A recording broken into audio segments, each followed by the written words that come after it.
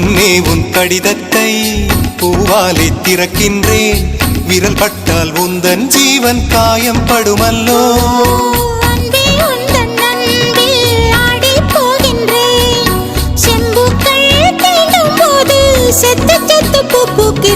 காதல் கடிதம் தீட்டவே மேகம் எல்லாம் காகிதம்.